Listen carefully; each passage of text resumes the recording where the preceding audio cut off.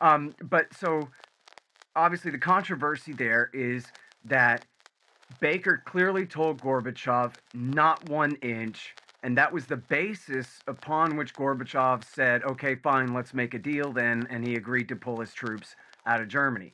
But the deal they signed doesn't say that, and it doesn't say, and of course they ended up saying, well, that kind of doesn't make sense. We got to be able to expand NATO's presence inside Germany, but then the discrepancy is over whether the Russians understood that we promised not to expand any further east than that was the basis of their negotiating everything else that they did.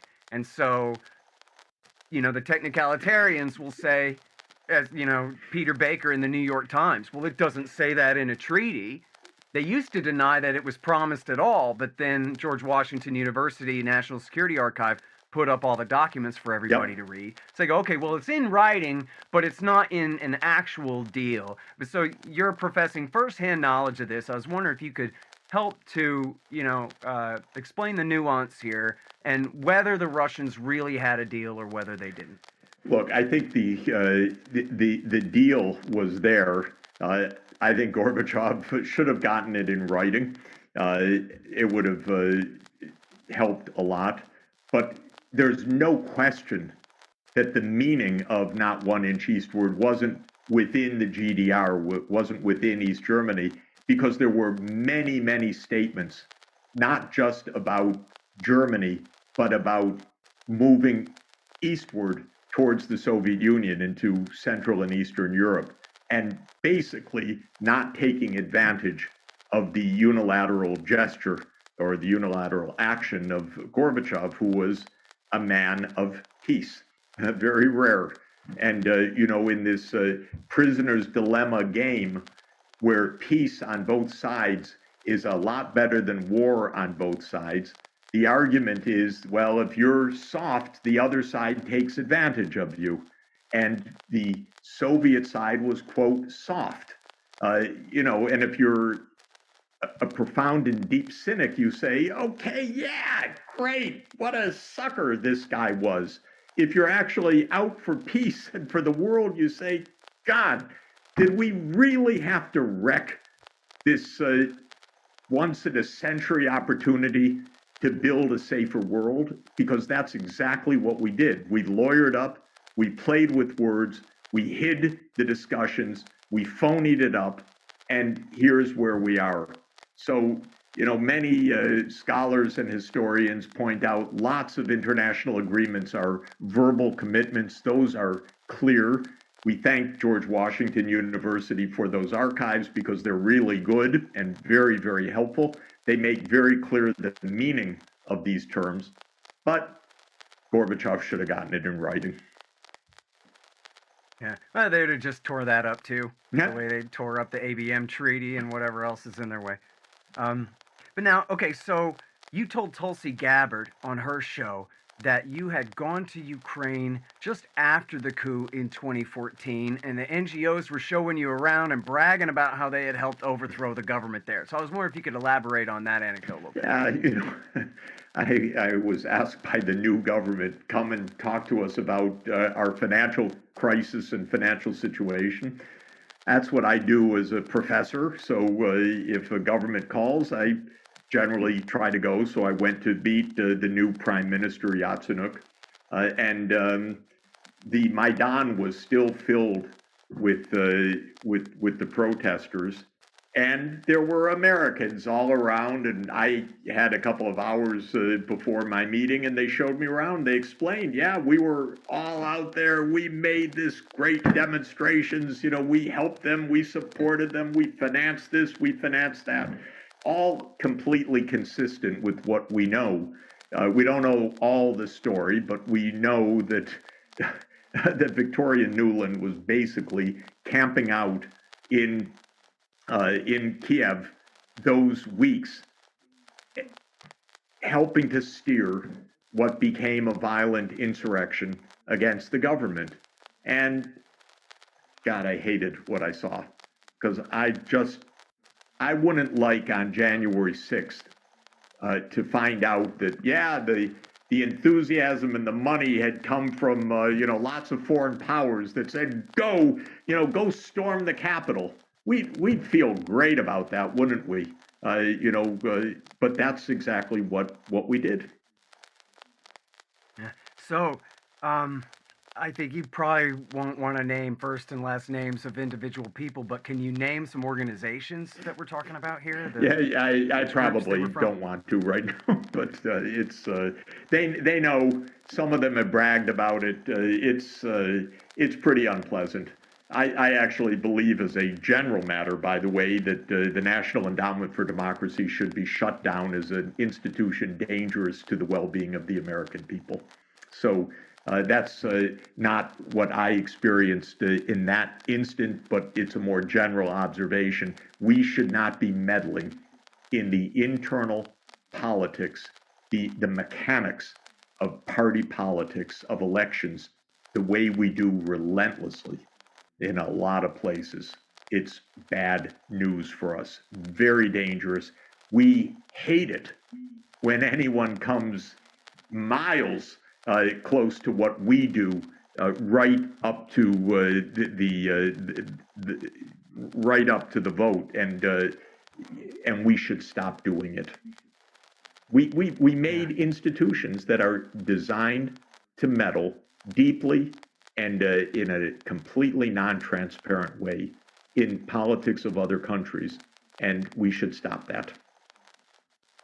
You know what? Let me ask you this: I mean, I'm sorry because it's kind of a straw man thing, but I see it all the time. It's kind of a talking point of the other side, which is you're just denying the will of the people of the Maidan or the people of the Rose Revolution or whatever. All of these people wish that their country could change, and we came and helped them a little bit, and now you're denying their agency by giving all the credit to the CIA because you live in conspiracy world or something like that. Look, their business is their business. My business is what our government is doing, and that's what I'm talking about right now. We should not have been there. Our politicians should not have been there. We should not have been funding this, what turned into this open uprising, period. So, it's not denying any agency of anyone else, it's denying what our role of irresponsibility is. We should take care and stay away from this kind of meddling.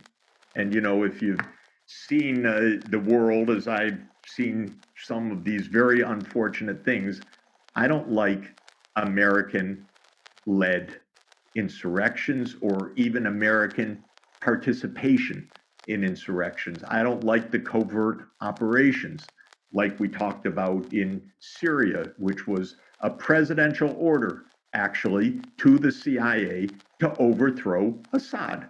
No, I don't like that. That's a terrible idea. And basically, we know historians have produced long lists of dozens and dozens of regime change operations. My belief about foreign policy is you deal with another government with diplomacy, with negotiation, with many things, but you don't make foreign policy based on overthrowing other governments. And if we followed that basic idea that foreign policy is about diplomacy, it's not about regime change, we would have spared millions of lives and trillions of wasted dollars in the US because we got hooked on regime change a long time ago, already going back to the 1950s. And it's been a disaster for the United States, a disaster, not to mention a disaster for the other countries.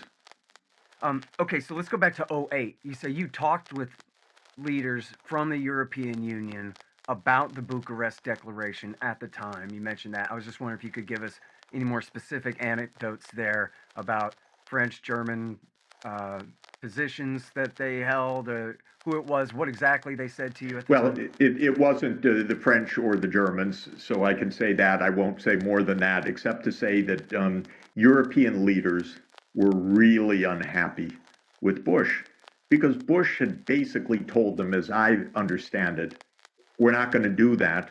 Went off to Christmas holidays apparently came back and said, okay, now we're enlarging to Ukraine and to Georgia. And they were really unhappy. A lot of that unhappiness was shown publicly because Sarkozy and Merkel said, no, we're not going to put a path to membership. But Bush forced the final declaration to say that NATO will enlarge to Ukraine and to Georgia. Not maybe, not someday, but just will enlarge to Ukraine and to Georgia. And by the way, just anecdotally, soon after that, the Georgian leader, Saakashvili, came to New York on a quick tour of the US, and I went to hear him at the Council on Foreign Relations. I couldn't believe what I was hearing because the guy was saying, we're going to join NATO, we're in the center of Europe, and the Americans in the room, yeah, we're with you 100%. And I walked out of there shaking. This is crazy. This guy's going to get his head handed to him. And it wasn't just a few weeks later that Russia and Georgia were at war, and he got his head handed to him. These countries also need some prudence.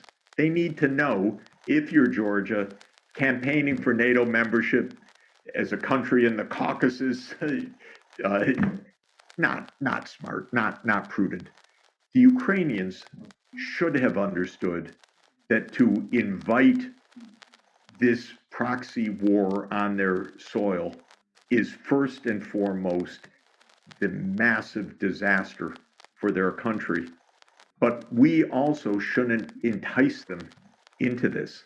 And we're, pretty convincing. You put your arm around them, we got your back, we're with you, we love you, until we don't. And how many times have we walked away from, and we'll walk away from this also, most likely in a horrible way, but I don't want us to walk away. I want us to settle this through negotiation, just to be clear. But these countries also need prudence. They need to understand, don't get yourself trapped in a proxy war.